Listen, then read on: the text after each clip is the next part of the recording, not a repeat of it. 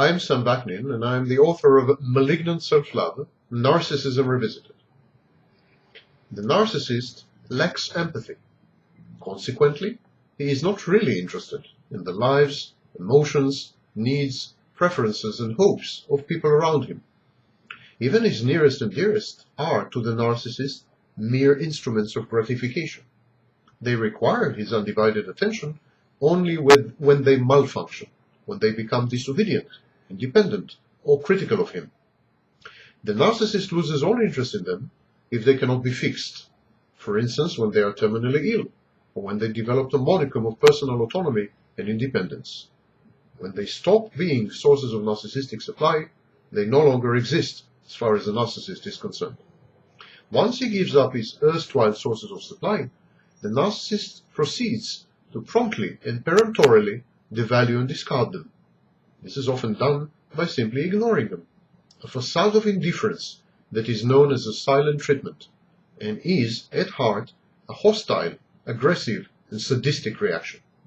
Indifference is therefore a form of devaluation.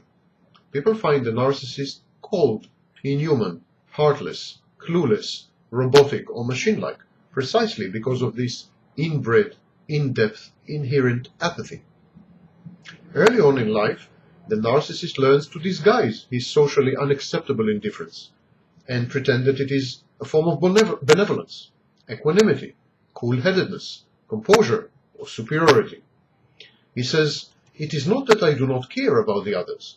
I am simply more level-headed, more resilient, less emotional, more composed under pressure. They mistake my equanimity for a lack of empathy and for apathy." The narcissist tries to convince people that he is compassionate.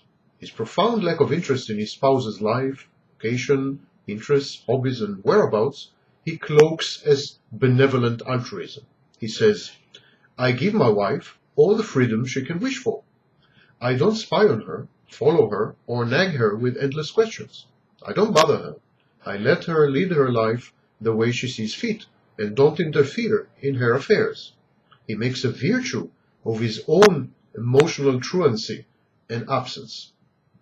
All very commendable, but when taken to extremes, such benign neglect turns malignant, signifies the voidance of true love and attachment. The narcissist's emotional and often physical absence from all his relationships is a form of aggression and defense against his own thoroughly repressed feelings. In rare moments of self-awareness, the narcissist realizes that without his input, even in the form of feigned emotions, people will abandon him. He then swings from cruel aloofness to maudlin and grandiose gestures, intended to demonstrate the larger-than-life nature of his sentiments. This bizarre pendulum only proves the narcissist's inadequacy at maintaining adult relationships. It convinces no one, and it repels many. The narcissist's guarded detachment is a sad reaction to his unfortunate formative years. Pathological narcissism is thought to be the result of a prolonged period of severe abuse by primary caregivers, parents, peers, or authority figures. In this sense, pathological narcissism is a reaction to trauma.